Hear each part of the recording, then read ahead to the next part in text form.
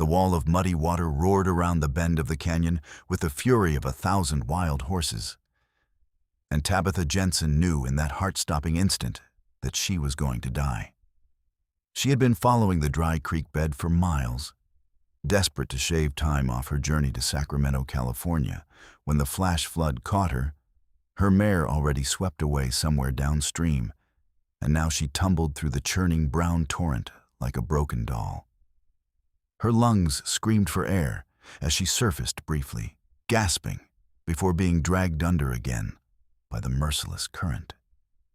She had fought at first, clawing at anything that might stop her deadly progress. But exhaustion had settled into her bones like lead, and the cold water seemed almost welcoming now, inviting her to simply let go and drift away into darkness. Garrett Xavier had been tracking elk in the high country above the canyon when he heard the distant rumble that every mountain man knew to fear. He abandoned his quarry without hesitation and ran toward the sound, his powerful legs carrying him down the rocky slope with the sure-footedness of the mountain lion he had once wrestled. His long dark hair, streaked with sun-touched bronze, flew behind him as he reached the canyon rim and saw the churning flood below.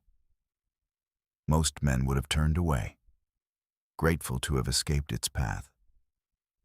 But Garrett was not most men. His sharp gray eyes caught movement in the water, something that was not a log or debris, and he saw the pale hand break the surface once before disappearing again. He did not think. Thinking was for townfolk who had time to weigh consequences. He ran along the canyon edge, reading the flood's path with the skill of someone who had spent 15 years in these mountains. And he positioned himself at a narrow point where a fallen pine stretched partway across the water. Garrett swung down onto the slick trunk without regard for his own safety, wrapping his legs around the wood as he reached out over the deadly current. The muscles in his arms and shoulders bunched and flexed as he held himself steady, watching the water with absolute focus. Tabitha surfaced again, her dark hair plastered across her face, her movements sluggish and uncoordinated. She no longer had the strength to fight, and part of her mind had already accepted what was coming. The water pulled her along its chosen course, and she felt strangely peaceful, thinking of her mother back in Missouri and hoping someone would tell her what had happened to her daughter. She did not see the man on the log until his hand locked around her wrist like an iron manacle. The shock of that grip jolted her back to full consciousness, and she gasped, choking on water and air in equal measure. Through her blurred vision, she saw him, a mountain of a man with shoulders that seemed wide enough to block out the sun. His jaw set with determination as he held her against the current that wanted to rip her away. His other hand shot out and grabbed her arm above the elbow, and she felt herself being pulled, slowly and inexorably, toward the log. "Hold on," he commanded, his voice deep and rough as gravel but somehow cutting through the roar of the water. "I have got you. Do not let go." But Tabitha had nothing left. Her hands fumbled weakly at the log, unable to find purchase on the wet bark. Her body felt like it belonged to someone else, heavy and unresponsive. "I cannot," she whispered, the words barely audible even to herself. Garrett saw the surrender in her eyes, the terrible acceptance that came when a person stopped fighting for their life. He had seen it before in wounded animals, and it made something fierce and primal rise up in his chest. "No," he growled, hauling her closer with a strength that seemed impossible. The muscles in his back and arms stood out like corded rope as he fought the flood for possession of this woman. "You do not give up. Not today. Not while I am here." His words were a command, a promise, and a plea all at once. Tabitha felt something stir in her exhausted soul, some small spark that refused to be extinguished. Her fingers twitched, then closed weakly around a branch stub on the log. It was not much, but it was something, and Garrett made it enough. He shifted his grip, getting one massive arm around her waist, and began to pull them both back toward the bank. The journey of 15 feet felt like 15 miles. The current grabbed at Tabitha's legs, trying to reclaim her, and twice Garrett had to stop and simply hold on, his entire body shaking with effort as he kept them both from being swept away. His face was a mask of concentration, every muscle in his body engaged in this battle between man and nature. Water sprayed up around them, soaking them both, and the log creaked ominously under the strain. When Garrett's boots finally found solid ground, he did not pause to celebrate. He lifted Tabitha bodily from the water, cradling her against his chest as he climbed up the bank and away from the flood's reach. Only when they were a good 30 feet from the water did he finally stop, kneeling on the rocky ground and laying her down carefully on a patch of dried grass that the flood had not yet reached. Tabitha coughed violently, water streaming from her mouth and nose as her body finally rebelled against everything she had swallowed. Garrett turned her onto her side, his large hand steady on her shoulder as she retched and gasped. When the worst had passed, she collapsed onto her back, staring up at the impossibly blue sky above and trying to understand that she was still alive. "Easy now," Garrett said, his voice gentler than she would have expected from a man so rough-hewn. "Breathe slow and steady. You are safe." Tabitha turned her head to look at her rescuer and felt her breath catch for a reason that had nothing to do with the water in her lungs. He knelt beside her like some ancient warrior carved from granite, his buckskin shirt plastered to a torso that showed every line of hard-earned muscle.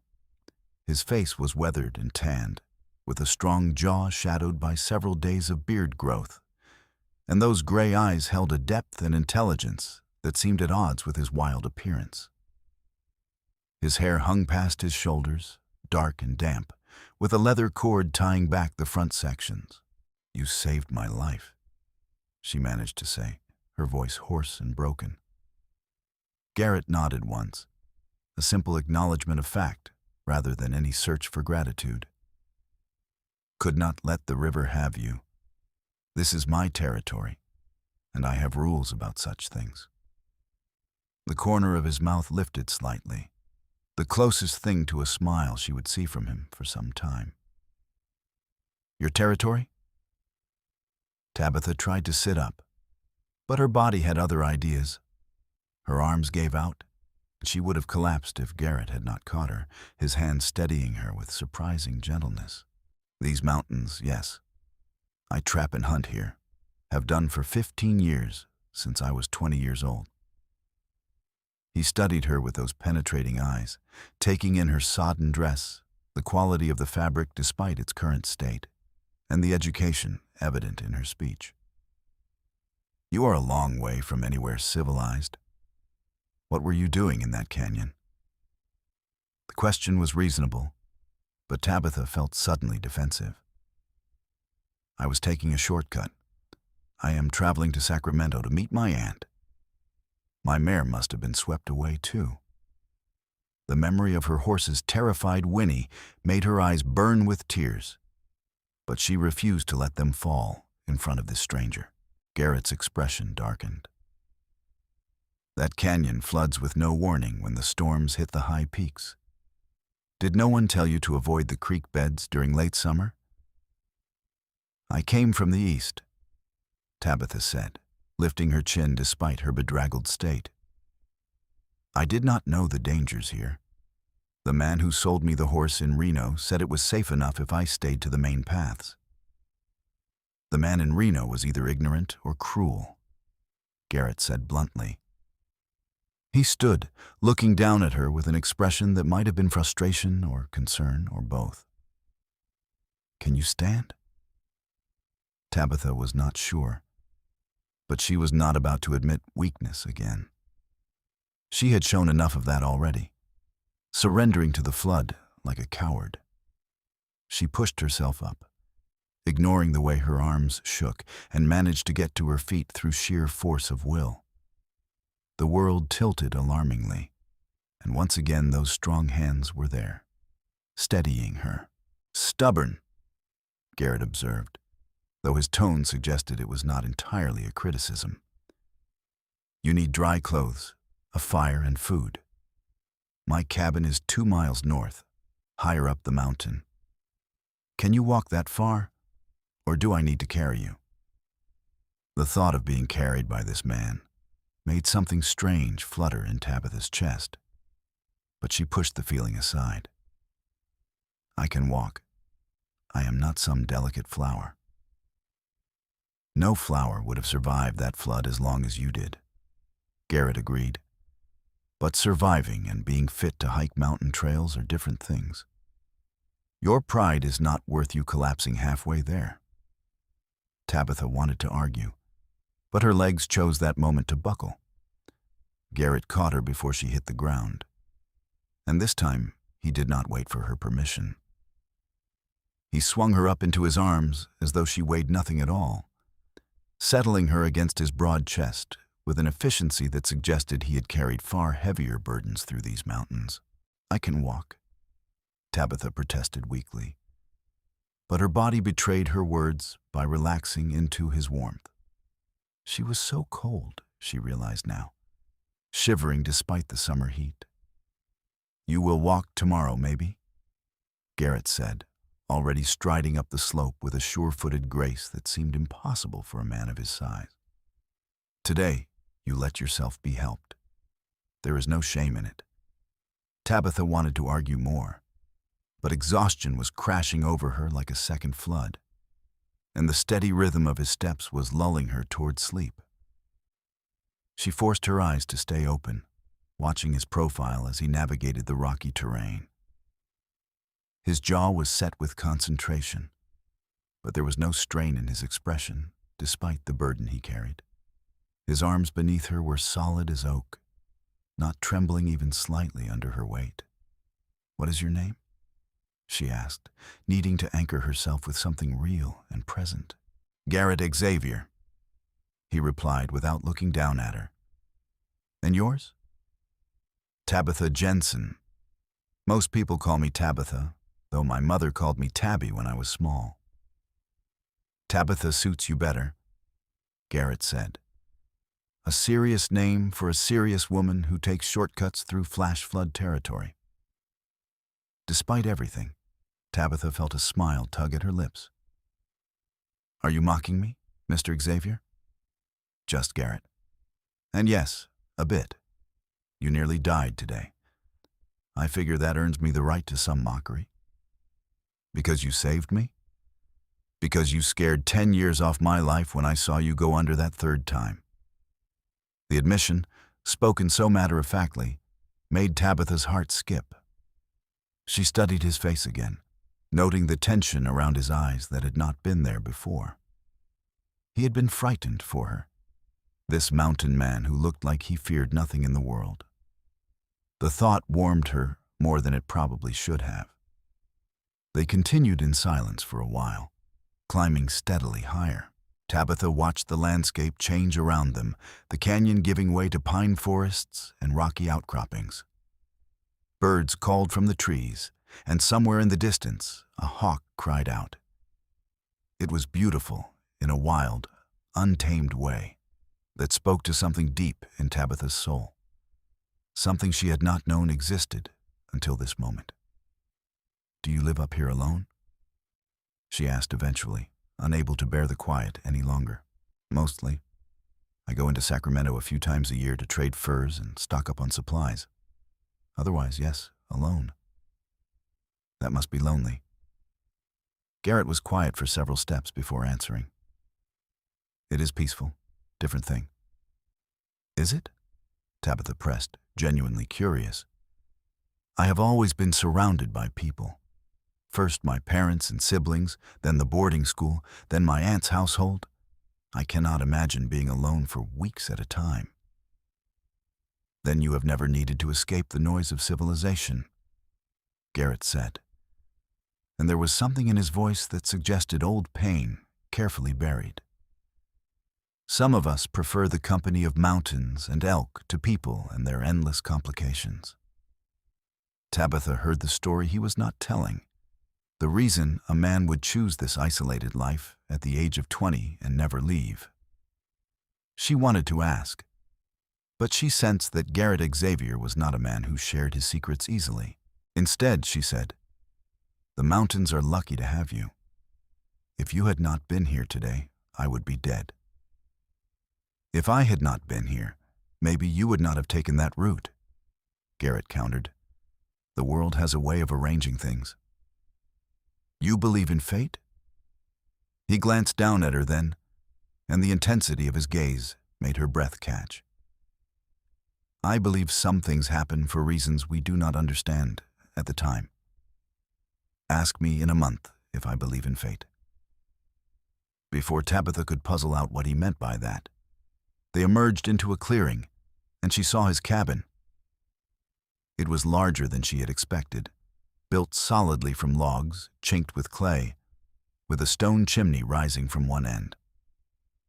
A covered porch ran along the front, and behind the cabin she could see a small barn and what looked like a smokehouse. It was not fancy, but it was well maintained and clearly the home of someone who took pride in his work. Garrett carried her up the porch steps and pushed open the door with his shoulder, ducking his head to clear the frame. Inside was a single large room that served as kitchen, living space, and sleeping area all at once. The furniture was rough but well made, clearly crafted by hand. A large stone fireplace dominated one wall, with cooking implements hanging from iron hooks beside it. Furs and animal skins covered the floor and the bed in the far corner, and the whole space smelled of wood smoke, leather, and pine. He set her down carefully on a chair near the cold fireplace, then immediately set about building a fire. His movements were economical and practiced, and within minutes flames were crackling cheerfully in the hearth. Only then did he turn his attention back to her. "You need dry clothes," he said, eyeing her sodden dress. "I have some old shirts and pants that will swallow you, but they are better than staying wet. You can change behind that screen there while I heat water for tea." Tabitha followed his gesture to a folding screen in the corner, painted with faded images of mountains and deer. She stood, wobbling slightly, but managing to stay upright, and made her way to the screen. Garrett handed her a bundle of clothes without meeting her eyes, and she realized with some surprise that he was being scrupulously proper despite their circumstances. Behind the screen, Tabitha peeled off her wet dress with fumbling fingers. Everything she owned had been in the saddlebags on her horse, which meant she literally had nothing but the clothes on her back. And those were ruined.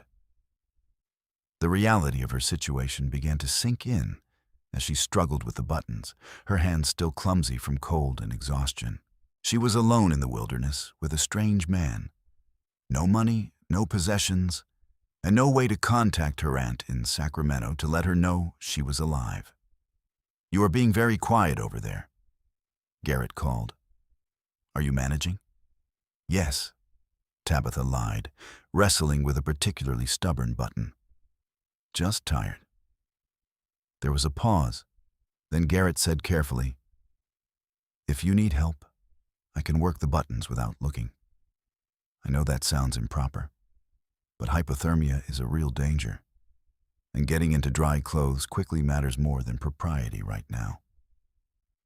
Tabitha's first instinct was to refuse, but her shaking hands could not seem to make progress, and she was so very cold. "Just the buttons on the back," she said finally. "I can manage the rest." She heard his footsteps. Then he was there behind the screen, his presence somehow both comforting and unnerving. His fingers worked the buttons with surprising dexterity for such large hands, quick and impersonal. He did not speak, and neither did she, but Tabitha was acutely aware of every breath he took, every slight brush of his fingers against the fabric. "There," he said after a moment, and she heard him retreat. "The clothes are on the chair. Call if you need anything else." Tabitha let out a breath she had not realized she was holding, and quickly stripped off the rest of her wet things. Garrett's shirt hung on her like a tent, falling nearly to her knees, and she had to roll the sleeves up several times to free her hands. The pants were impossible, far too large and long, so she left them off, hoping the shirt would be modest enough. When she emerged from behind the screen, Garrett was at the small cook stove, his back to her as he prepared tea. He turned when he heard her movement, and something flickered across his face too quickly for her to identify. "Better?" he asked, his voice perhaps slightly rougher than before. "Much better, thank you." Tabitha returned to the chair by the fire, grateful for its warmth. Her hair was still soaked, hanging in tangled waves down her back, and she tried unsuccessfully to wring some of the water from it. Garrett brought her a tin cup filled with steaming tea. "Drink this. It will help warm you from the inside." He watched as she took a sip, seeming satisfied when she did not immediately cough or complain. Then he fetched a blanket from the bed and draped it around her shoulders. "I am going to check on my horses and make sure the flood did not reach this high. Will you be all right alone for a few minutes?" Tabitha nodded, wrapping her hands around the warm cup. "I am not going to fall apart the moment you leave, if that is what you are worried about." The corner of his mouth twitched again in that almost smile. "No, I do not imagine you will. But you did have quite an ordeal. It would not be unreasonable if you needed to fall apart a little." After he left, Tabitha sat in the quiet cabin and let the reality of the day wash over her. She should have died. By all rights, she should be tumbling along the bottom of that flooded canyon right now, battered and broken. Instead, she was sitting in a warm cabin, wearing a mountain man's shirt, drinking his tea and trying not to think about how safe she had felt in his arms. Garrett Xavier was unlike any man she had ever met. The men of her acquaintance were lawyers, merchants, and clerks. Men with soft hands and softer bodies who spoke in carefully modulated tones about business and politics. Garrett was all hard edges and raw strength, a man who clearly lived by his own rules and answered to no one. He should have frightened her, this rough stranger who lived alone in the wilderness. Instead, she felt safer with him than she had felt in months. When he returned 15 minutes later, he found her staring into the fire with a contemplative expression. He hung his damp jacket on a peg by the door and moved to the small kitchen area, pulling down various ingredients. "You hungry?" he asked. "I have venison stew from yesterday that I can heat up. I am not sure I could keep anything down just yet," Tabitha admitted. "But thank you." Garrett nodded and set about preparing food for himself. Tabitha watched him move around the small space with the efficiency of long practice, every movement economical and sure. He was a man completely comfortable in his own skin, she realized, with no need to perform or impress. There was something deeply attractive about that kind of quiet confidence. "How long have you lived here?"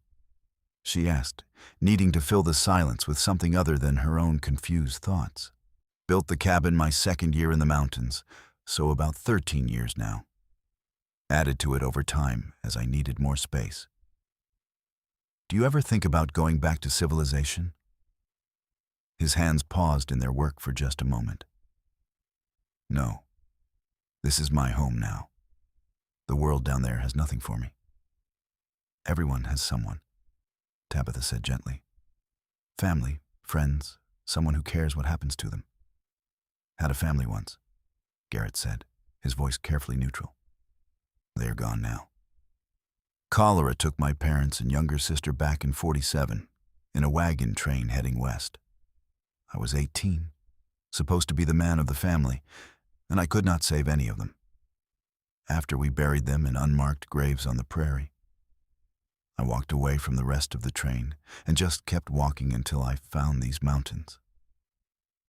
The pain in those simple words made Tabitha's chest ache. "I am so sorry, Garrett. That must have been unbearable." He shrugged, but the gesture was too stiff to be casual. "It was a long time ago. I made my peace with it."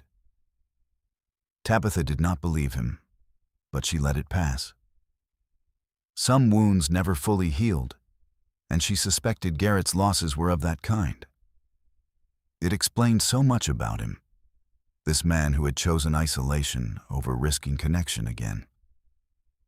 They ate in companionable silence after Tabitha's stomach settled enough to accept food. The stew was surprisingly good, rich and hearty, and she realized she had not eaten since dawn the previous day. By the time she finished her second bowl, exhaustion was pulling at her like an undertow. Garrett saw her fighting to keep her eyes open and made a decision. "You take the bed," he said, standing and offering his hand to help her up. "I will sleep on the floor tonight." "I cannot take your bed," Tabitha protested, though her body screamed for horizontal comfort. "You saved my life. I should take the floor. You nearly drowned today. You get the bed. This is not up for debate." His tone was gentle but firm, and Tabitha was too tired to argue further. The bed was more comfortable than she expected, the furs soft and warm beneath her. Garrett banked the fire and spread blankets on the floor near the hearth, apparently unconcerned about his own comfort. Within minutes, Tabitha could hear his breathing even out into the steady rhythm of sleep. She lay awake a while longer, staring at the dark ceiling and thinking about the strange turn her life had taken. This morning she had been alone, focused on reaching Sacramento and starting her new life as a teacher in her aunt's school. Now she was in the cabin of a mountain man who had pulled her from certain death. Wearing his clothes and trying to ignore the way her heart had stuttered when he smiled at her. It was ridiculous, she told herself firmly. She barely knew him. He had saved her life, yes, and that naturally created feelings of gratitude and attachment. But it was not real. She would rest here for a day or two, recover her strength, and then he would guide her to Sacramento as any decent person would. They would part ways, and she would probably never see him again.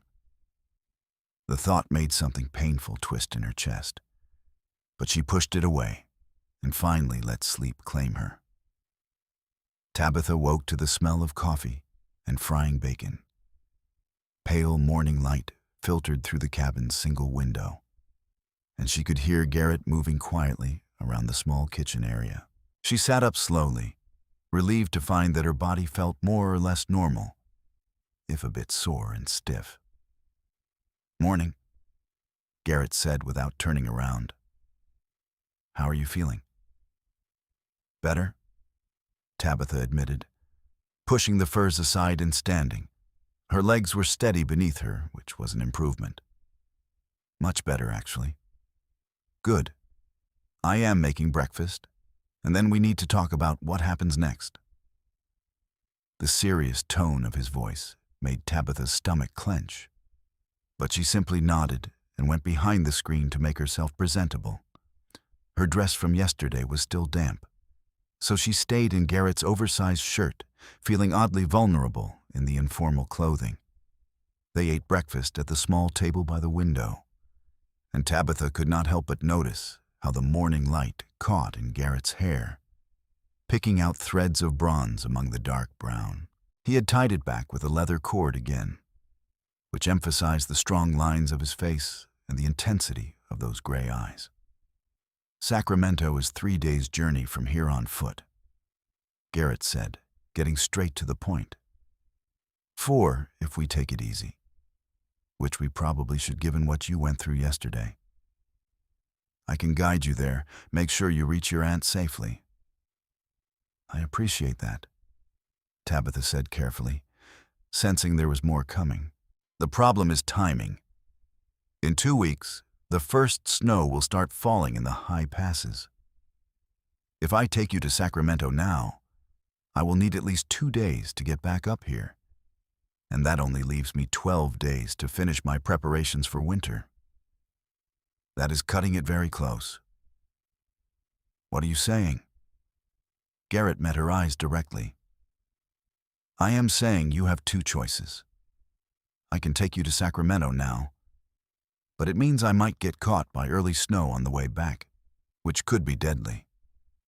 Or you can stay here for 2 weeks while I finish my preparations, and then I will take you down before the passes close completely. Tabitha stared at him. Stay here? Alone with you? For 2 weeks? I know how it sounds, Garrett said, his voice steady. And I know what people would say about your reputation if they knew. But those are the practical options. There is a third choice, I suppose. You can wait here while I do a quick supply run, and then try to make the journey alone. But given what happened yesterday, I do not recommend that. Neither do I, Tabitha murmured, her mind racing. 2 weeks alone with a man she barely knew, in a cabin far from any other human being. It was scandalous. It was improper. It was also, she had to admit, strangely appealing. I want to be very clear about something, Garrett continued, his gray eyes intense. If you stay, you will be completely safe. I am not going to take advantage of the situation or expect anything from you. You can bar the door from inside at night if it makes you feel better. I will sleep in the barn if that is what you need. Your safety and comfort are my only concerns. The earnestness in his voice made Tabitha's decision for her. I will stay, she said. 2 weeks is not so long, and I would rather not risk you dying of exposure trying to get back before the snow. I could not live with that on my conscience. Something that might have been relief flickered across Garrett's face. All right then. We will make it work. He stood, clearing the dishes with quick efficiency. I have work to do today. There is firewood that needs splitting, traps to check, and I want to bring in 1 more elk before the season turns. You should rest. Let your body recover fully. I am not an invalid, Tabitha protested. Let me help. I can cook at least, and I am not useless around a homestead. Garrett paused, considering. Can you shoot? I have fired a rifle before, yes. My father taught me when I was young. Then you can come check traps with me. I will show you the markers so you can learn the territory. If something happens to me while you are here, you need to know how to survive until someone comes looking. The practical morbidity of the statement should have been off-putting. But Tabitha found it oddly comforting. Garrett was treating her as a capable adult, not a delicate flower to be protected from reality. When do we leave? Hour or so. I need to pack supplies. He glanced at her outfit. You need proper clothes. Lucky for you, I have some things that might work. He rummaged in a wooden chest and produced a set of buckskin pants and a shirt that were smaller than his massive proportions. These were my father's, he said quietly. He was not as tall as me. They might fit you well enough with a belt. Tabitha took the clothes carefully, touched by the gesture. Thank you for trusting me with them. Garrett just nodded and returned to his preparations. But Tabitha saw the tension in his shoulders and understood.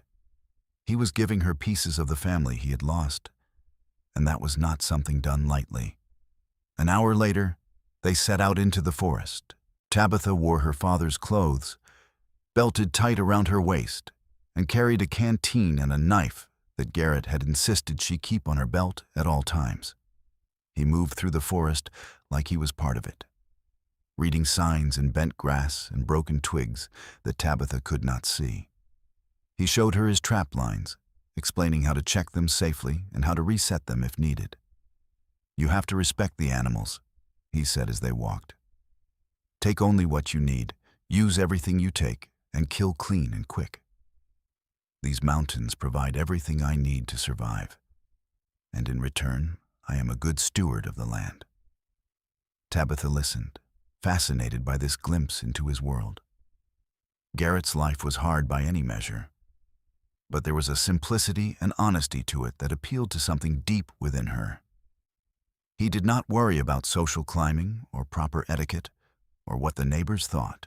He worried about whether his meat supply would last the winter and whether the stream would freeze over before he had time to dig a proper ice house. They found a rabbit in the third trap, and Garrett dispatched it quickly before resetting the snare. "Rabbit stew tonight," he said, tucking the animal into his pack. "You said you can cook. How are you with wild game?" "I managed a household for 2 years after my mother died," Tabitha replied. "I can make a decent stew from just about anything." "Your mother died?" Garrett's voice was gentle. "I am sorry. How old were you?" 16. She had been sick for a long time, so it was not unexpected, but it was still hard. My father remarried a year later to a woman who made it very clear she did not want a nearly grown stepdaughter underfoot. That is why I am going to my aunt in Sacramento. She runs a school for young ladies and offered me a position teaching literature and music. That sounds like it would make you happy? Tabitha considered the question carefully. I do not know. It sounds like it should make me happy. Teaching, helping young women learn and grow, living in a civilized town with culture and society. That is what a respectable woman should want, is it not? You did not answer my question, Garrett observed. I asked if it would make you happy, not if it is what you should want. I do not know what I want, Tabitha admitted, surprised by her own honesty. I thought I did. I thought I wanted safety, respectability, a place where I belonged. But yesterday, when I was drowning, I realized I have been drifting through life just like that flood carried me along. I have never chosen anything for myself. I have only ever done what was expected. Garrett was quiet for a moment, leading her through a dense stand of pines. Finally, he said, The mountains taught me something about that. When you strip away all the noise and expectations, you find out who you really are underneath. Sometimes that person is nothing like who you thought you were supposed to be. Is that why you stayed here? Because you found out who you really were? Partly. Mostly I stayed because I was running away. But over the years, the running away turned into running toward something. This life, this place, it suits me in a way nothing else ever did. I cannot imagine being trapped in a town again, wearing stiff clothes and making small talk with people who do not mean a word they say. Not everyone in towns is false, Tabitha said, though the defense felt weak even to her own ears. Maybe not, but enough are that I prefer the company of elk and pine trees. They continued their circuit of the traps, finding 2 more rabbits and a small fox that Garrett released immediately, saying it was too young to take. He pointed out edible plants along the way, teaching Tabitha which berries were safe and which would make her violently ill. He showed her how to read the weather in the clouds and how to find north by the moss on the trees. By the time they returned to the cabin, the sun was high overhead, and Tabitha was pleasantly tired in a way that felt earned. She had walked miles through rough terrain, learned a dozen new skills, and held actual conversations with someone who treated her like an intelligent person rather than a decorative object. You did well today, Garrett said as they approached the cabin. Most town folk complain about the hiking within the first hour. I grew up on a farm before my father made his money in grain speculation, Tabitha replied. I know how to walk. Inside, they worked together to prepare lunch, moving around each other in the small space with surprising ease. Tabitha found herself studying Garrett when she thought he was not looking, fascinated by the way his hands moved with such competence, whether he was dicing vegetables or sharpening his knife. There was grace in his strength, a controlled power that suggested he could be gentle or deadly, depending on what the situation required. "You keep staring at me," Garrett said without looking up from his work. "Is there dirt on my face or something?" Tabitha felt heat flood her cheeks. "I am sorry. I was just thinking how different you are from the men I have known." "Different good or different bad?" "Just different. More real somehow." Garrett did look up then, his gray eyes searching her face. "I am just a man, Tabitha. Nothing special about me except that I prefer solitude." "You pulled me from a flash flood," she pointed out. "That is fairly special. Any decent person would have done the same.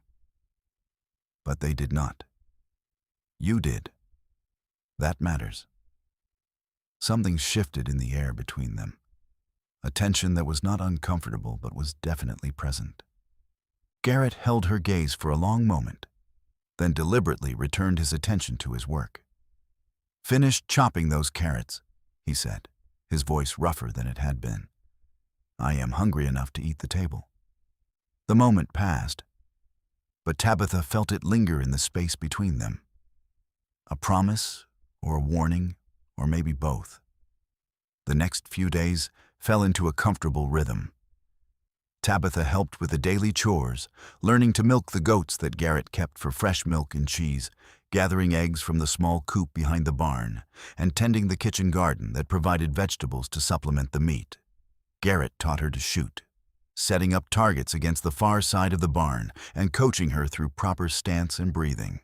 "You have a good eye," he said after she hit the center of the target 3 times in a row. "Natural talent for it." "My father said the same thing," Tabitha replied, lowering the rifle. "He wanted me to learn because we traveled through rough territory sometimes, and he said every person should be able to defend themselves." Smart man. Garrett took the rifle and reloaded it with quick, practiced movements. "Your turn again. This time, pretend that target is a bear charging at you. You need to shoot fast but accurate. A wounded bear is more dangerous than a healthy one." Tabitha raised the rifle again, felt the weight of it settle into her shoulder, and fired. The bullet struck just left of center. She adjusted, fired again, and hit dead center. "Good," Garrett said with approval. "Again." By the end of the afternoon, Tabitha's shoulder was sore, but she could consistently hit the targets Garrett set for her.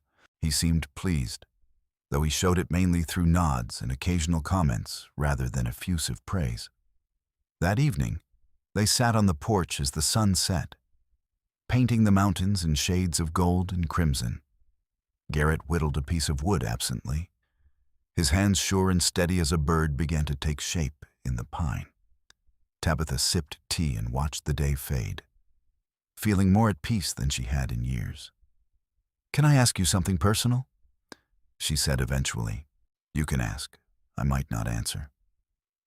"Have you been alone all these years? No one has ever come up here, shared this life with you?" Garrett's knife paused for just a moment. "There was a woman, about 5 years ago, daughter of a trapper who worked the territory to the south. She came up here a few times, said she wanted to learn my way of life. I thought maybe she meant it." "What happened?" "She lasted 3 months into winter before she started crying every night, saying she missed her family, missed people, missed civilization. I took her back down in early spring, and that was that." He resumed whittling, his expression neutral. "She was right to go. This life is not for everyone." "Do you miss her?" "Not really. We were friends more than anything else. I think we both knew it would not last. But we tried anyway because it gets lonely up here sometimes."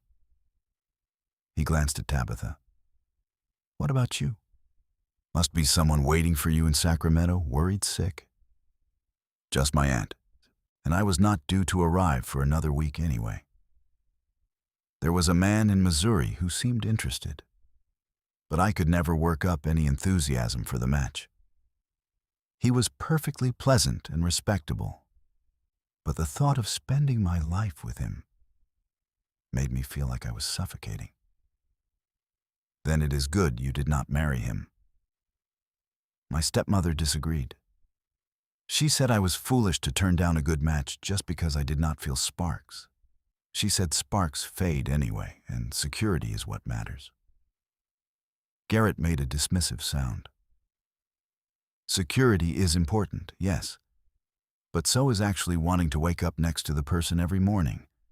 If you are going to tie yourself to someone for life, there should be more to it than just security. Is that why you never married?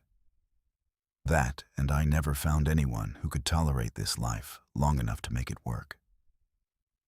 He held up the carving, examining it critically. There. What do you think? Tabitha took the wooden bird from him, marveling at the detail. Every feather was carefully carved, and the eyes seemed almost alive. It is beautiful. You are very talented. Keeps my hands busy during the long winters. He stood, stretching his broad shoulders. I am going to check the horses one more time before full dark. Will you be all right here? I am not going to melt if you leave my sight, Garrett. His mouth twitched in that almost smile. No, I suppose you will not. After he left, Tabitha sat alone on the porch, holding the wooden bird and thinking about the man who had carved it. Garrett Xavier was a study in contradictions, a man who had chosen isolation, but who clearly craved connection on some level. He was rough and direct, but capable of creating something delicate and beautiful. He claimed to prefer solitude, but he had risked his life to save hers without hesitation. And Tabitha was beginning to realize that she was falling in love with him. The thought should have terrified her. They had known each other less than a week.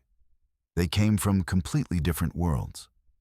By all logic, this was simply gratitude and proximity creating false feelings that would fade the moment she returned to civilization. But it did not feel false. It felt more real than anything she had ever experienced. The next morning brought a change in the weather. Clouds rolled in from the west, heavy and dark, and the air turned sharp with the promise of rain. Garrett eyed the sky with obvious concern as they ate breakfast. Storm coming, he said. Probably last a day or two. Good thing we got the wood split yesterday. Will we be safe here? Tabitha asked, remembering the terror of the flash flood. We are high enough that flooding is not a concern, and the cabin has weathered worse storms than this. We might lose a tree or two, but we will be fine. He drained his coffee and stood. I want to secure everything outside before it hits. Can you check that all the shutters are latched and bring in extra firewood? They spent the morning preparing for the storm, working together with practiced efficiency. By the time the first drops of rain began to fall, they were back inside with the door barred and the shutters secured. The cabin felt smaller with the outside world sealed away, but not uncomfortably so. The storm hit with sudden fury around noon. Rain pounded the roof like 1,000 drums, and wind howled around the cabin's corners. Thunder rolled through the mountains, shaking the very ground, and lightning flashed bright enough to see through the cracks in the shutters. Tabitha found herself standing at the window, peering through the shutter slats at the violence outside. Part of her expected to feel afraid after her ordeal in the flood, but instead she felt exhilarated. The storm was magnificent in its power, wild and untamed. Beautiful, is it not? Garrett said from behind her, making her jump. The first storm of the season is always the most dramatic. It is incredible, Tabitha breathed. Terrifying, but incredible. That is the mountains for you. Everything here is more intense, more real. Life, death, beauty, danger, all of it right on the surface with nothing to cushion the edges. They stood together at the window, watching the storm rage, and Tabitha became acutely aware of how close Garrett was standing. She could feel the heat radiating from his body, could smell the clean scent of pine and leather that clung to him. If she leaned back even slightly, she would be touching him. "Tabitha," Garrett said, his voice low and rough. "I need to tell you something." She turned to face him, and the intensity in his gray eyes made her breath catch. "What is it?" "I have been trying to be respectful, trying to keep my distance because I know this situation is already complicated enough. But it is getting harder every day to pretend I do not feel what I am feeling." "And what are you feeling?" Tabitha whispered, her heart pounding so hard she was sure he could hear it. "Like I pulled you out of that flood for a reason. Like maybe fate did arrange things. Because I cannot imagine my life now without you in it." He reached up slowly, giving her plenty of time to pull away, and brushed a strand of hair from her face. "I am falling in love with you, Tabitha Jensen, and I do not know what to do about it." Tabitha felt tears spring to her eyes, but they were good tears, joyful tears. "Then we are both in trouble," she said, "because I am falling in love with you too, and I have no idea what to do about it either." For a long moment, they simply stared at each other, the admission hanging in the air between them like a living thing. Then Garrett cupped her face in his large, calloused hands with infinite gentleness and lowered his head to kiss her. The kiss was everything Tabitha had never known she wanted.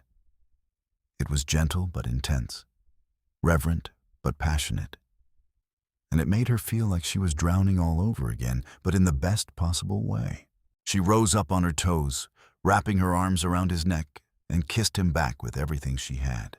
When they finally broke apart, both breathing hard, Garrett rested his forehead against hers. "I want you to stay," he said. "Not just for 2 weeks. I want you to stay here with me. Build a life in these mountains. I know it is a lot to ask. I know you have plans, a respectable position waiting for you in Sacramento. But I am asking anyway, because the thought of taking you down that mountain and never seeing you again is killing me." Tabitha pulled back enough to meet his eyes. "I do not care about respectability," she said fiercely. "I do not care about what people would say or what my aunt expects or any of it. You asked me days ago what would make me happy, and I did not have an answer then. But I have one now. This would make me happy. You would make me happy. This life, these mountains, waking up next to you every morning and knowing I chose this. I want to stay, Garrett. I want to stay so much." The smile that broke across his face was like the sun coming out from behind clouds, transforming his normally serious features into something radiant. He kissed her again, then again, and then he was laughing and spinning her around in the small space, and Tabitha was laughing too, dizzy with joy and relief and the sheer rightness of it all. The storm raged outside, but inside the cabin, everything was warm and safe and perfect. They spent the rest of the storm day making plans for their future.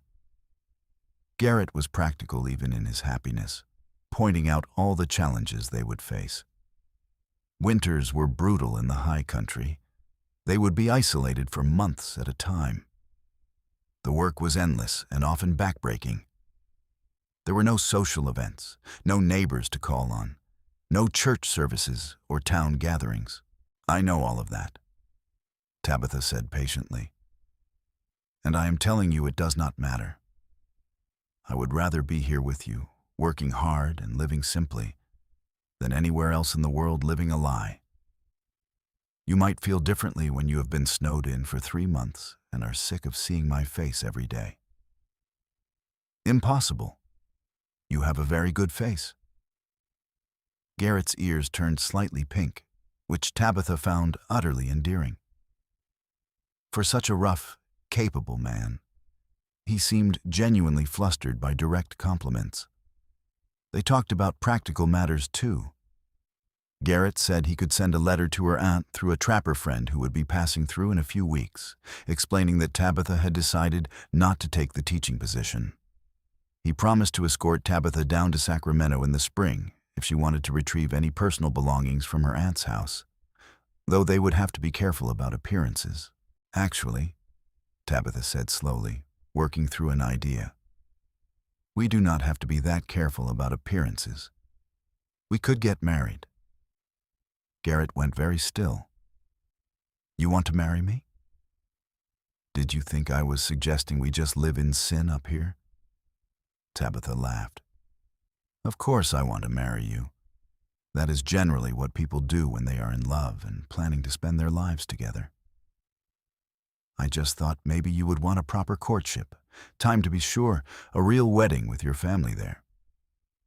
My family is my stepmother, who would have an apoplectic fit, and my aunt, who I have met exactly twice. I do not need their approval or their presence. She took his hands in hers. Garrett, I have never been more sure of anything in my life. I do not need time or courtship rituals or a fancy dress. I just need you. There is a circuit preacher who comes through these parts every few months, Garrett said, his voice rough with emotion. Old man named Reverend Matthews. He married most of the trappers and homesteaders in the territory. He should be coming through in about 3 weeks. If you are serious about this, we could ask him to marry us then. I am completely serious, Tabitha assured him. 3 weeks is perfect. That gives us time to prepare, maybe make this cabin feel more like our home together. Garrett pulled her into his arms, holding her close. I thought I had lost the capacity for this kind of happiness, he said into her hair. After my family died, I shut down that part of myself. It hurt too much to care about people to risk losing them. But then I saw you in that water, and something in me just refused to let you go. I did not understand it then, but I do now. You were meant to be mine, and I was meant to be yours. I used to think I did not believe in fate, Tabitha murmured against his chest. But then a flash flood brought me to you, and you pulled me out of the water and into a life I never knew I wanted. How can that be anything but fate? They stayed like that for a long time, wrapped in each other's arms while the storm raged outside and the fire crackled in the hearth. Eventually, they pulled apart and returned to their separate sleeping arrangements, maintaining propriety even though they were now promised to each other. It was important to both of them to do things right, to honor their commitment with actions as well as words. The next morning dawned clear and bright, the storm having washed the world clean. They spent the day assessing any damage from the wind and rain, but the cabin and outbuildings had held firm. Garrett took Tabitha higher into the mountains than they had been before, showing her the full scope of his territory and teaching her the landmarks that would help her navigate if she ever needed to. Standing on a high ridge with the entire mountain range spread out before them, Tabitha felt something settle deep in her soul. This was home. Not Sacramento, not Missouri, not any civilized town with paved streets and proper society. This wild, beautiful, dangerous place was where she belonged. And the man standing beside her was who she belonged with. The weeks leading up to the wedding were filled with preparation and discovery. Garrett taught Tabitha everything she would need to know to survive and thrive in the mountains. She learned to read animal tracks, to predict weather patterns, to preserve meat for winter, and to navigate by the stars. In turn, she brought her own skills to their partnership, organizing the cabin with efficient systems, improving their food stores with better preservation techniques, and bringing small touches of beauty to the rough space with wildflowers and careful arrangement of their possessions. They worked side by side from dawn until dusk, and in the evenings they sat by the fire and talked for hours.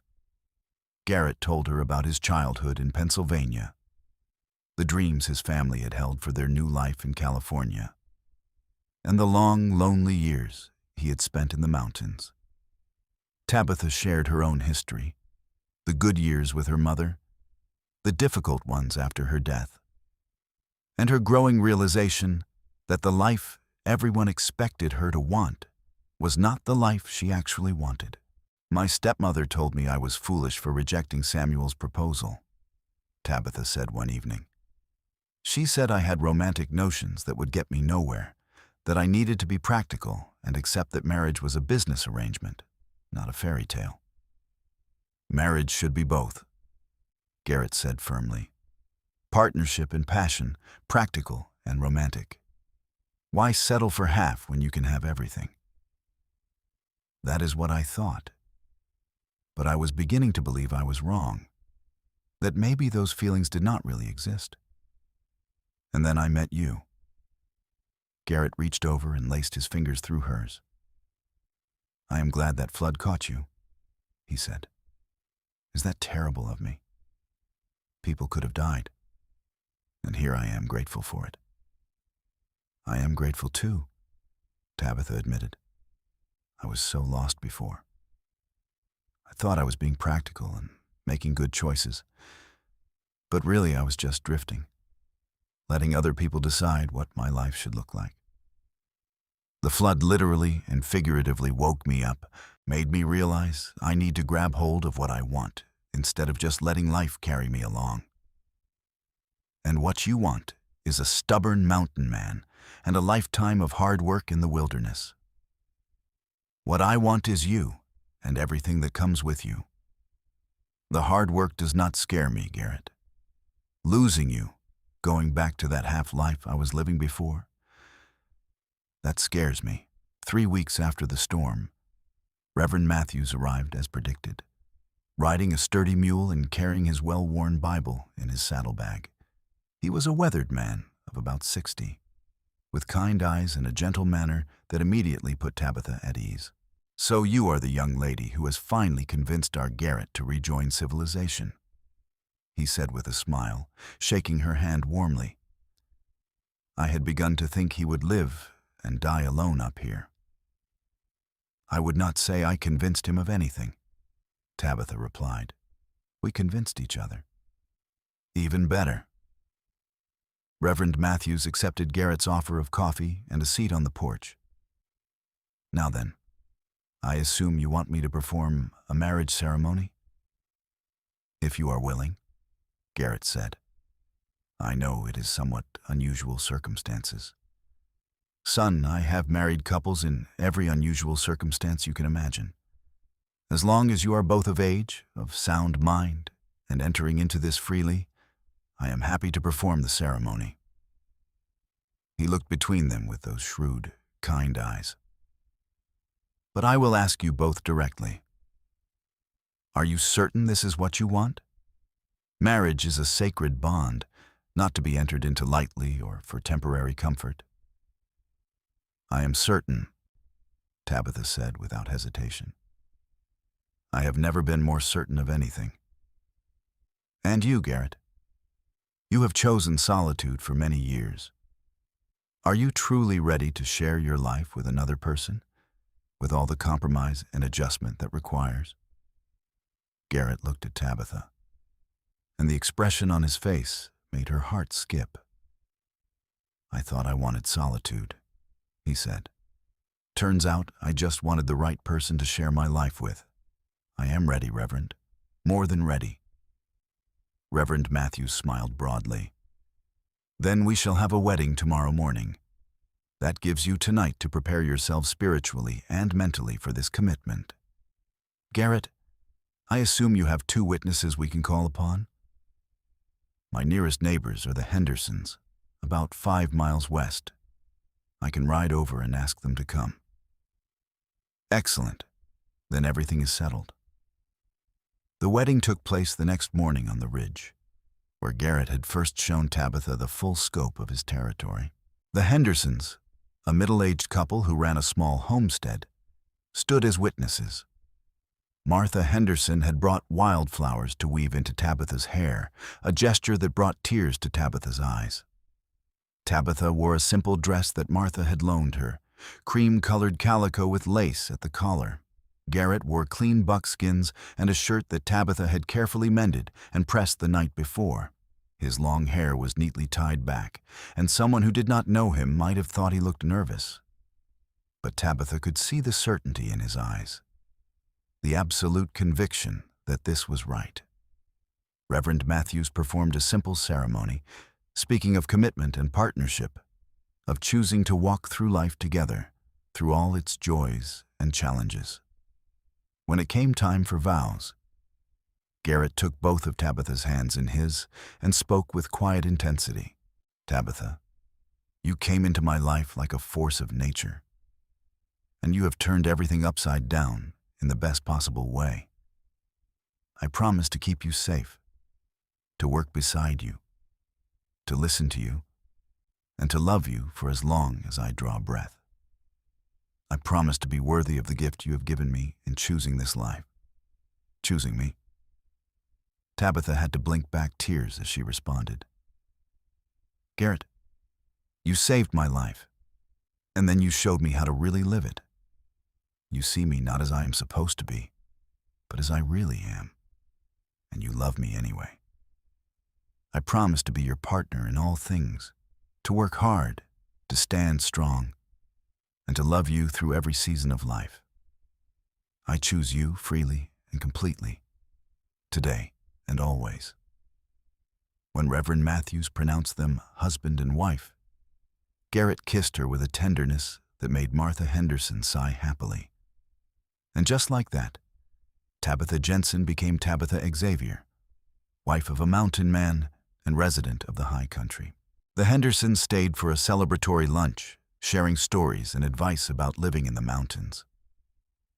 Martha took Tabitha aside at one point and squeezed her hand. You have chosen a hard life, she said gently. But I can see you have also chosen the right man. Garrett Xavier has always been a good neighbor and an honorable person. He will take care of you, and something tells me you will take care of him right back. I intend to, Tabitha assured her. This might not be the life I planned, but it is the life I want. After their guests departed, Garrett and Tabitha stood together on their porch, watching the sun set over the mountains. Garrett's arm was around her waist, and Tabitha leaned into his solid warmth, feeling more at home than she ever had anywhere. Happy? Garrett asked, pressing a kiss to her temple. Deliriously, Tabitha confirmed. Though I suspect the reality of mountain life will hit me hard once winter comes. We will face it together, Garrett promised. Everything from now on, we face together. Their first months of marriage were a period of adjustment and deepening love. Tabitha learned to read Garrett's moods and needs, understanding when he needed quiet and when he needed conversation. Garrett learned to share his space and his life, making room for another person's preferences and opinions. They had disagreements, of course, but they learned to talk through them rather than letting resentment fester. The first snow came in early October, just as Garrett had predicted. They woke one morning to find the world transformed into a crystalline wonderland, everything blanketed in white. Tabitha stood at the window in wonder, watching fat flakes drift down from a steel gray sky. It is beautiful, she breathed. It is also the beginning of the hardest part of the year, Garrett said, coming up behind her and wrapping his arms around her waist. By February, you will be sick of snow and cold and being trapped inside. Maybe, Tabitha allowed. But for now, I am going to enjoy the beauty. Winter settled in with determination, and Tabitha learned what it truly meant to be isolated. Some days, the wind howled so fiercely that going outside, even to the barn, was dangerous. Other days, the cold was so intense that water froze solid within minutes of being exposed to the air.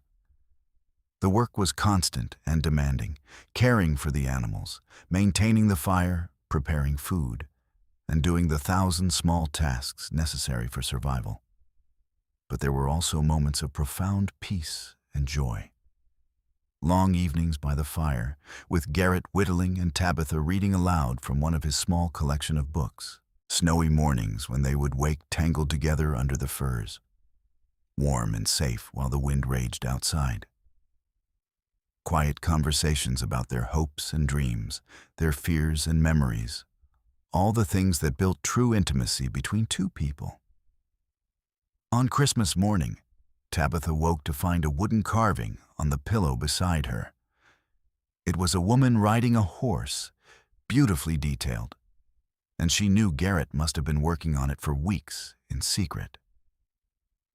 "It is supposed to be you," he said, watching her nervously. "Before the flood, when you were still traveling. I wanted you to have something to remember where you came from and how far you have traveled, in every sense." "It is perfect," Tabitha said, tears streaming down her face as she studied the intricate carving. "Garrett, this is the most thoughtful gift anyone has ever given me." For his gift, she had made him a shirt from fabric she had painstakingly woven from wool she had carded and spun herself. It had taken her months of secret work, and the result was not perfect. But Garrett put it on immediately and refused to take it off for days.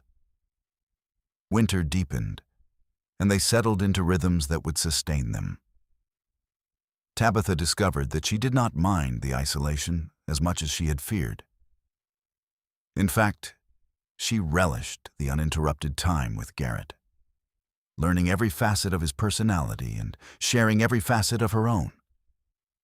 They became not just husband and wife, but true partners, each one's strength complementing the other's weakness. By the time spring finally arrived, melting the snow and coaxing green shoots from the frozen ground, Tabitha realized she had not just survived her first mountain winter. She had thrived. And when she quietly told Garrett that she was pregnant, his whoop of joy echoed off the mountains and sent birds scattering from the trees. The pregnancy was both harder and easier than Tabitha had expected. The physical demands were real, and there were days when she felt too exhausted to move. But Garrett was unfailingly attentive, taking on extra work without complaint and treating her like she was made of spun glass. She had to finally tell him that she was pregnant, not dying, and that she needed him to stop hovering quite so much. "I cannot help it," he said sheepishly. "You are carrying our child. That is the most important thing in the world." "Which is why you need to let me do some work," Tabitha said firmly. "I am not going to break, and I need to stay active and useful. Trust me to know my own limits." It was a delicate balance, but they found it together.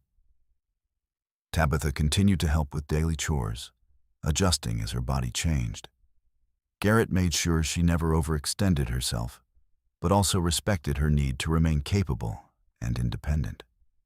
In late autumn, with the first snow already dusting the high peaks, Martha Henderson came to stay with them for the birth.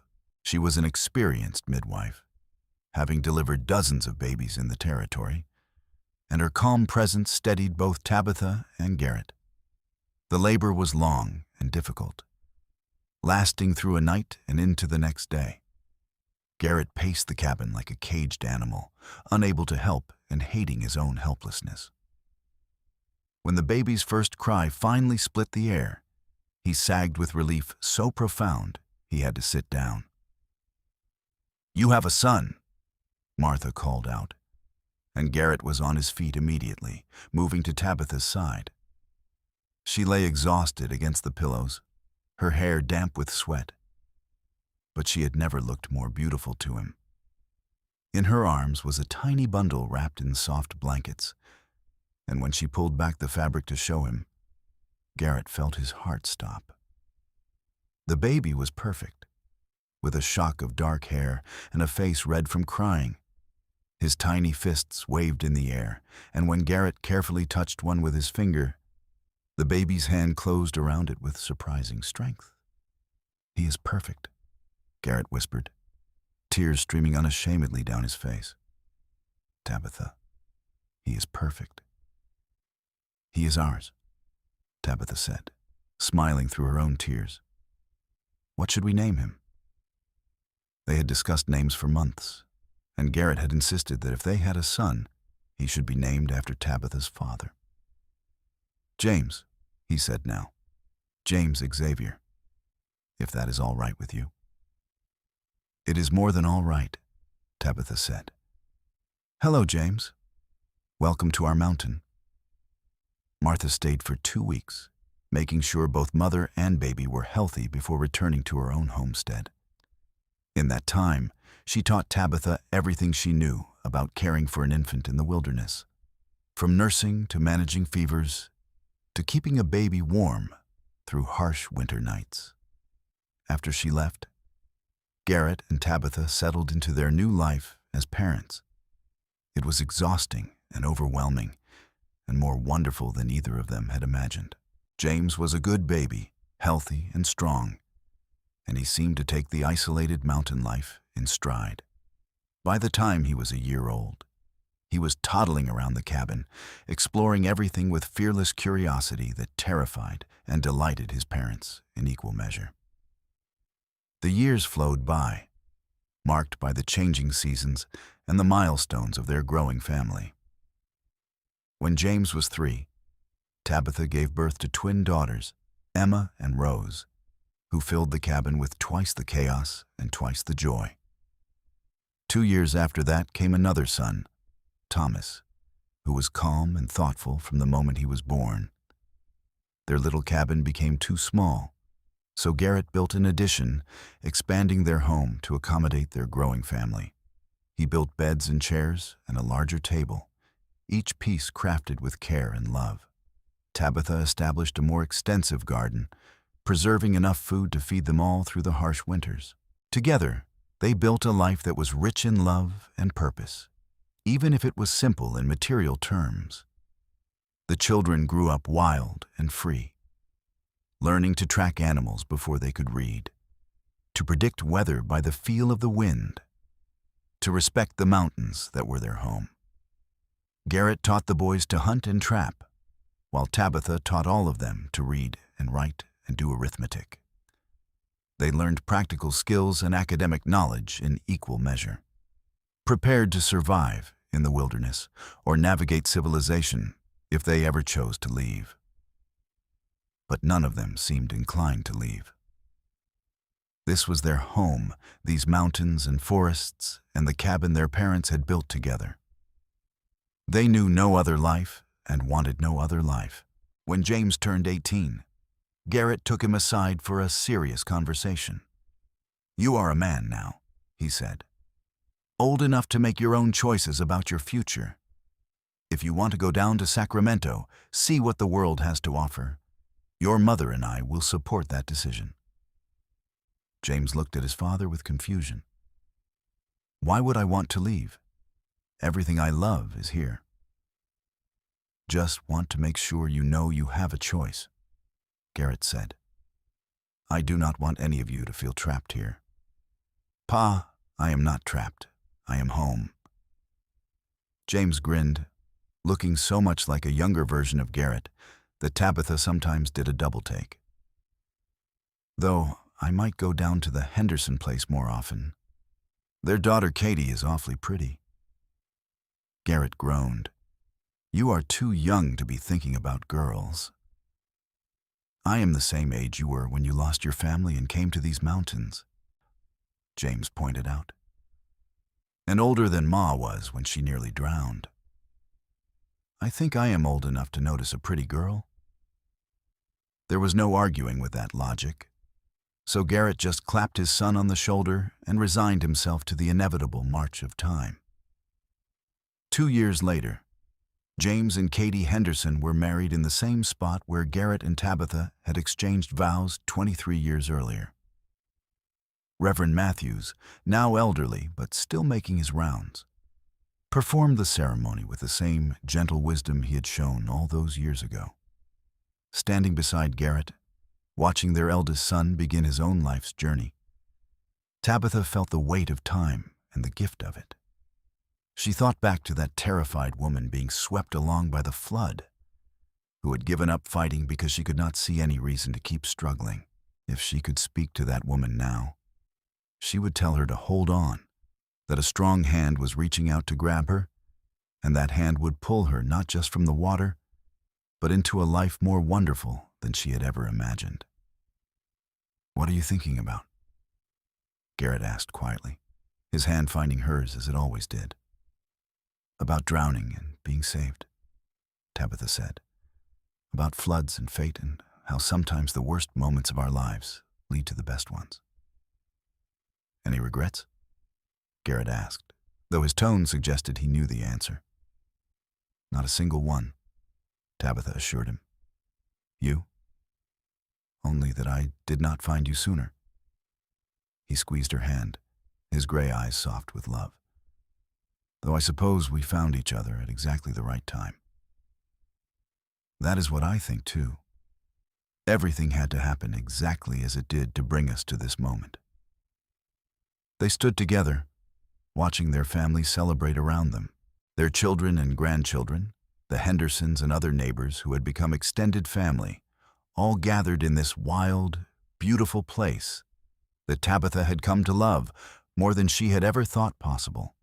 As the sun set over the mountains, painting the sky in shades of gold and crimson, just as it had on that first evening so many years ago, Garrett pulled Tabitha into his arms and kissed her with the same passion and tenderness he had shown on their wedding day. "I love you," he said simply. "Then now, always." "And I love you," Tabitha replied. "My mountain man, my savior, my home." The years continued to flow like the river that had once nearly claimed Tabitha's life, and they flowed into deep contentment and joy. Garrett and Tabitha grew older together, their hair graying and their bodies showing the effects of a life of hard work. But their love never diminished.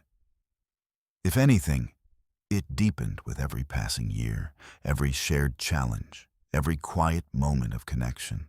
They lived to see all their children married and settled, some building their own cabins in the surrounding mountains, others choosing to head to Sacramento to start businesses or pursue education.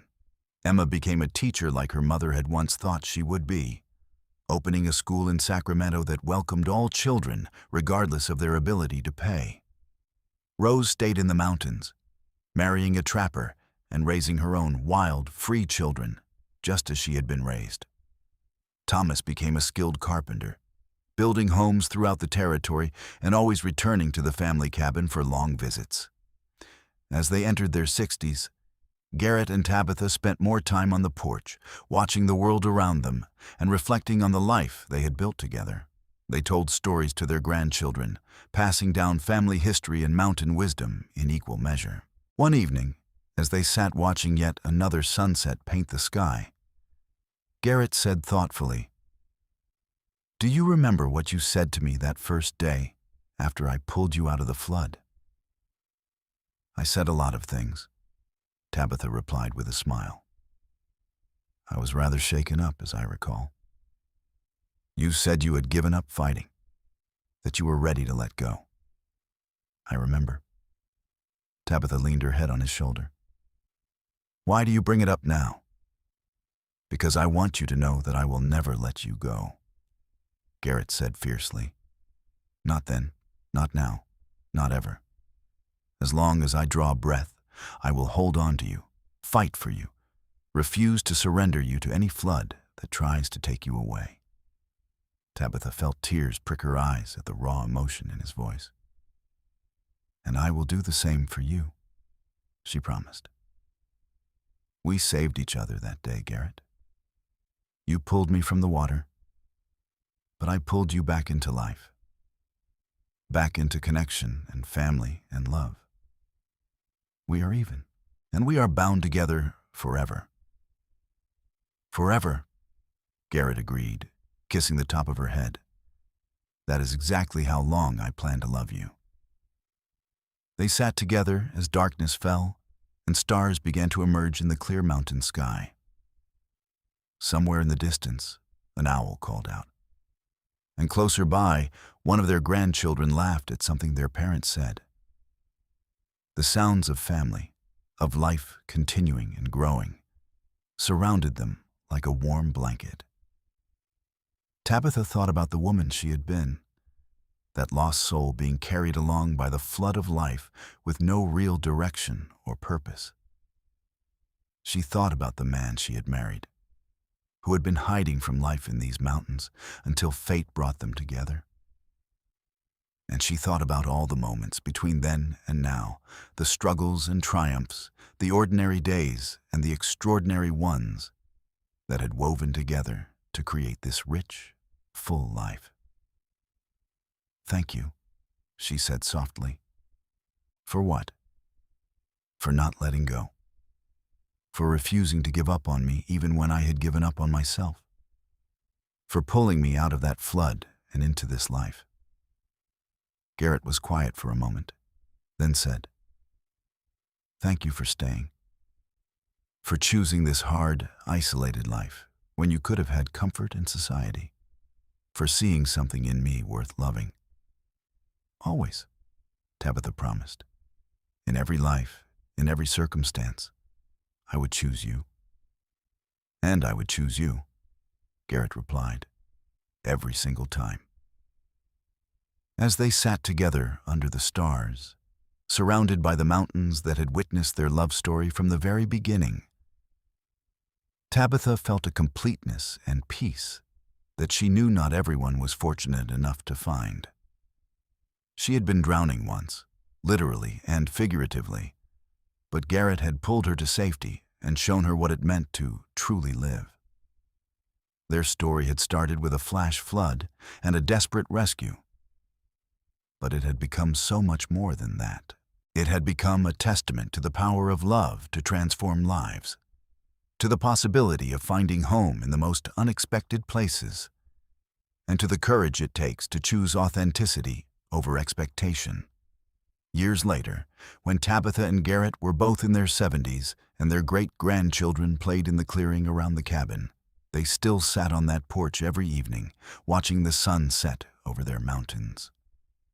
Their hands were gnarled with age and hard work, but they still fit together perfectly, fingers intertwined just as their lives had been for over 50 years.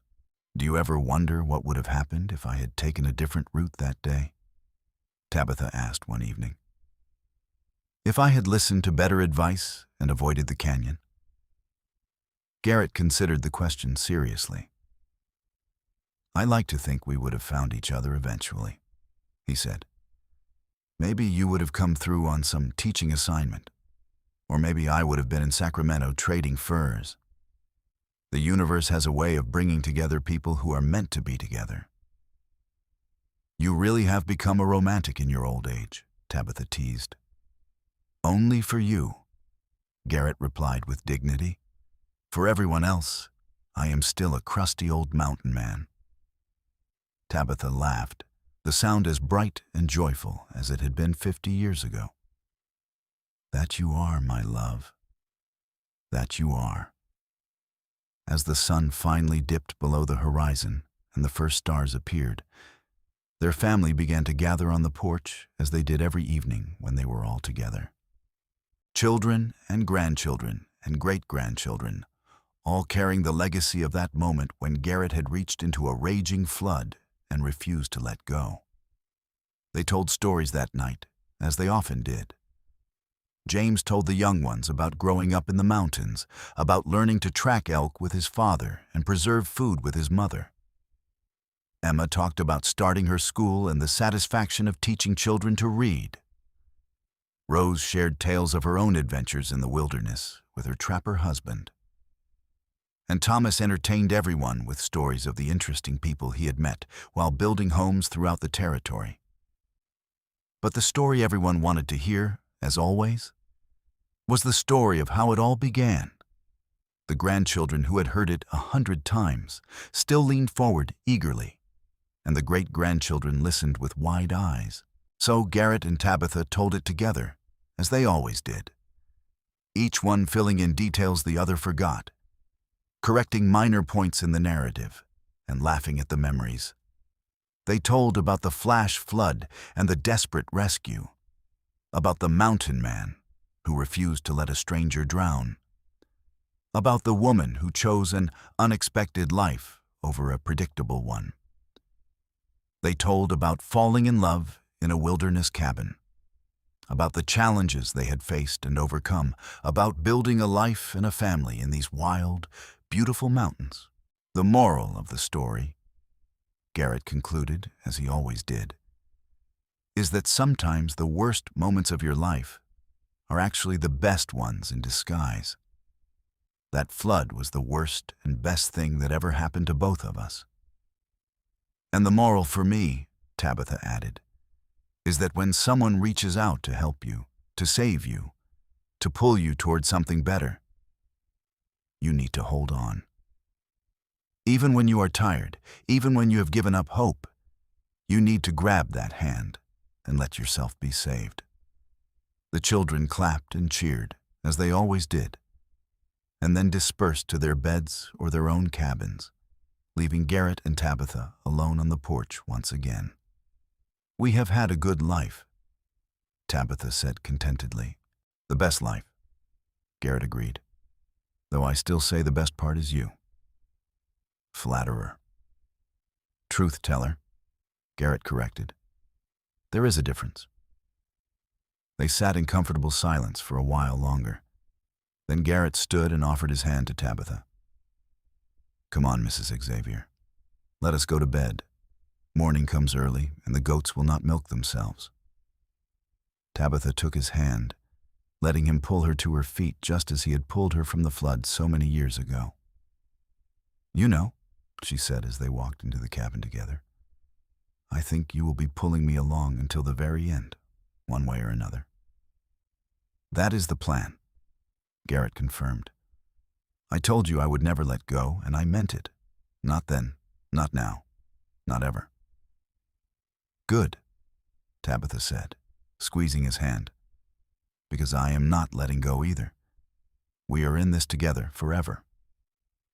"Forever," Garrett echoed, and the word was a promise, a vow, and a celebration of everything they had built together that night.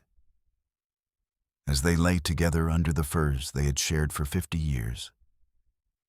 In the bed Garrett had built with his own hands, in the cabin they had made into a home, surrounded by the mountains that had witnessed their entire love story.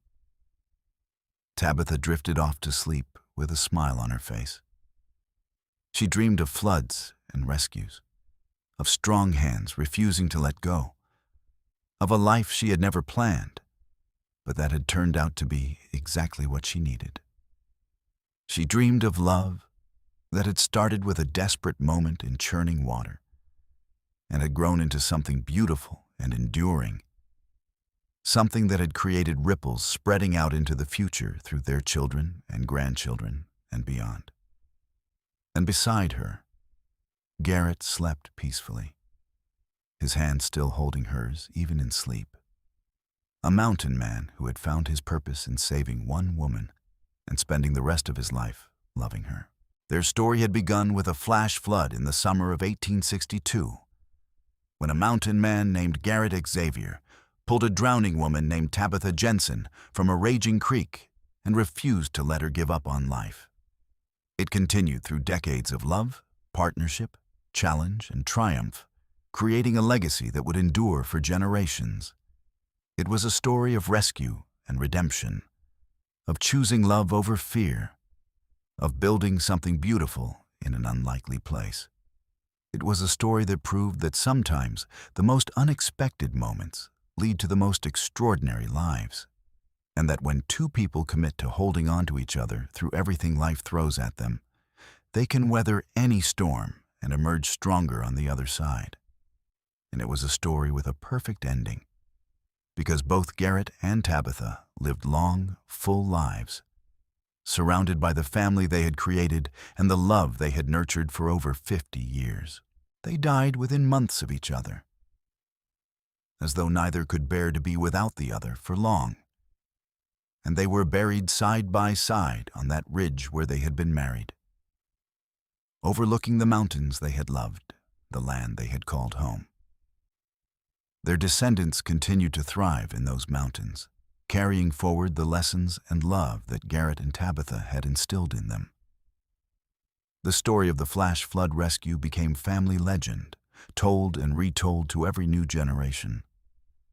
A reminder that love can be found in the most unexpected places, and that sometimes being saved means finding the courage to grab hold of an outstretched hand and never let go. And in the end, that was the true moral of their story, the lesson that echoed down through the years. When life tries to drown you, fight. When someone reaches out to help you, take their hand. When you find love in an unexpected place, choose it. And when you make a commitment to another person, to a life, to a dream, hold on with everything you have and refuse to let go. That was what Garrett had done when he pulled Tabitha from the flood, and what they had both done every day thereafter, choosing each other and their life together over and over again until the very end. It was a simple story in many ways, but it was also profound in its demonstration of what two people could build when they committed fully to each other and to the life they were creating together. The cabin stood for many years after they were gone, a monument to their love and perseverance. Eventually, it became too old and weathered to safely inhabit, but their descendants carefully dismantled it and used the wood to build other structures, ensuring that Garrett and Tabitha's home would continue to shelter future generations in one form or another. The ridge where they were buried became a sacred spot for the family, a place to gather for important occasions and to remember the couple whose love had started it all.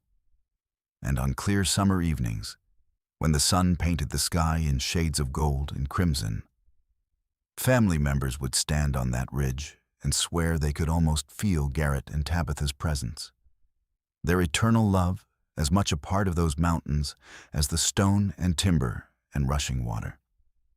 It was a love story for the ages, born from tragedy and desperation, nurtured through hard work and commitment, and sustained through a lifetime of choosing each other every single day.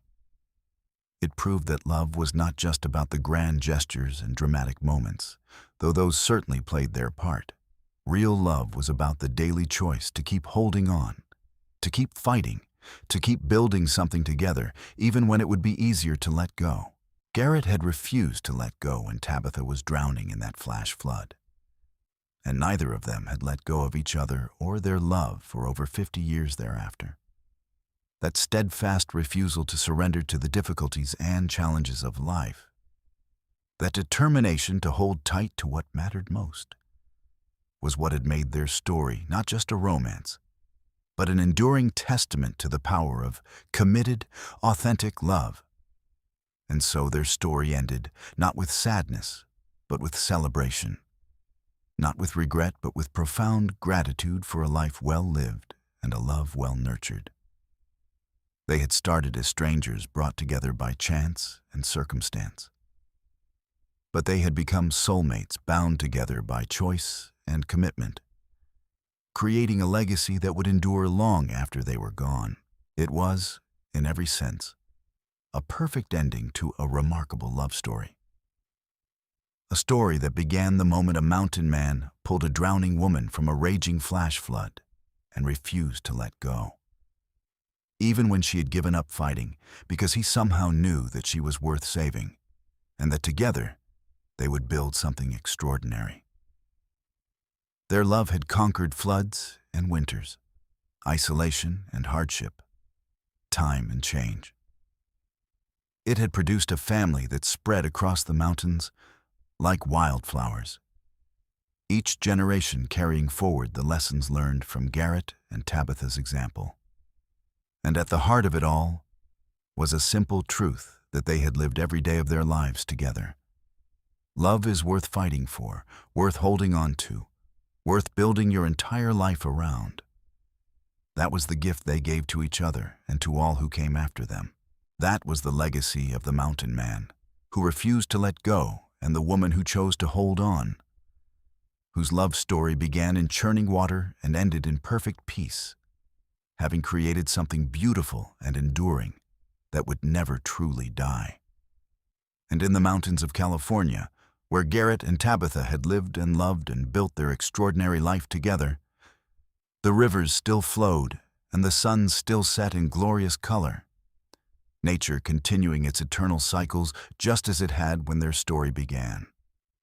But something had changed in those mountains, some indefinable quality that spoke of love and commitment and the remarkable things that two people could achieve when they refused to give up on each other or the life they were building together. That was the real miracle of their story, the thing that made it worth remembering and retelling generation after generation.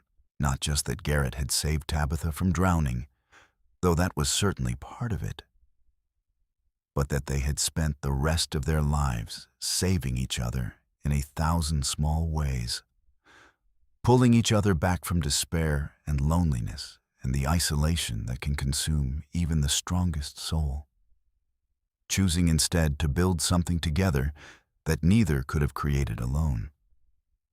It was a love story, yes, but it was also so much more than that. It was a story about choosing life over surrender, about finding home in unexpected places, about the courage it takes to commit fully to another person and to a shared vision of the future. It was about holding on when everything else says to let go, about fighting when it would be easier to give up, about believing in love even when circumstances suggest it would be wiser to protect your heart. And in the end, it was about the simple, profound truth that when you find the right person, when you connect with someone who sees you and values you and commits to walking through life beside you, you hold on with everything you have, and you never, ever let go. That was what Garrett had done when he pulled Tabitha from the flood, and what they had both done every day thereafter until death finally parted them after over half a century of shared life and love. It was a story with a perfect ending because they had written it together, day by day, choice by choice, through all the seasons of their lives. And somewhere in the mountains of California, their spirits remained, forever intertwined, forever choosing each other, forever holding on, a testament to the power of love to transform lives and create something extraordinary from even the most desperate beginnings. Their story lived on in their descendants, in the land they had loved, and in the example they had set for all who came after them of what it truly means to commit to another person and to refuse to let go, no matter what challenges life might bring. It was a story that deserved to be remembered, to be celebrated, to be held up as an example of love done right. And so it was. Passed down through the generations, a reminder that sometimes the worst moments of our lives can lead to the best outcomes, that love can be found in the most unexpected places, and that when someone reaches out to save us, we need to grab hold and never let go. That was the legacy of Garrett and Tabitha Xavier, the mountain man and the woman he pulled from a flash flood, who built a love that lasted a lifetime and a family that would carry their story forward into the future, ensuring that their remarkable journey from strangers to soulmates would never be forgotten.